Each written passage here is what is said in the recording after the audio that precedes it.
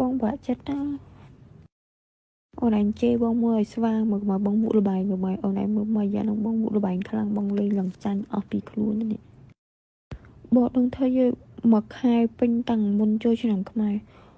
រហូតដល់លើបងមុខលបែងលេងលបែងរាល់ថ្ងៃលេងដល់ឡើងចាញ់អស់ពីខ្លួនហើយគ្រាន់តែបងចាញ់លបែងឡើងចូល 25,000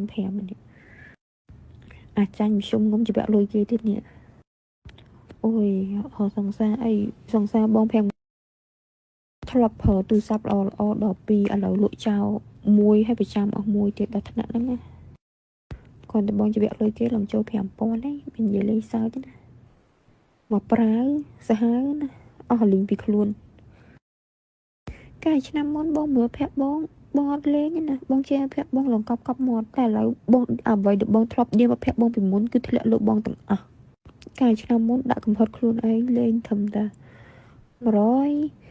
ចាញ់100គឺឈប់លេងហ្មងឥឡូវអត់ទេណាហើយតែចាញ់ហើយដកលេងតខ្ទេចគ្រាន់តែយប់មិញបងចាញ់មួយយប់មិញហ្នឹង2ថ្ងៃបងចាញ់ឡើងអស់ 4,000 សង្សារបងឲ្យលុយបងឡើង2ដងយកលុយសងគេបងអត់សងគេបងចោលមួយទៀតយកលុយលេងលបាយទៀតលេងចាញ់ទៀត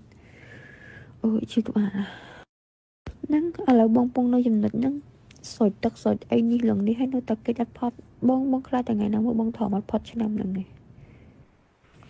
បងនៅសុកមើលការដើមឆ្នាំបងហាត់ប្រាណហាត់អីឡើងគីឡូអីនេះណាអត់បាក់ទឹកចិត្តទេណាគ្រាន់តែអ្នកចាំបងប្រាប់ថាប្រពន្ធវាមកខ្មែរនិយាយម៉ាត់ហ្នឹងមក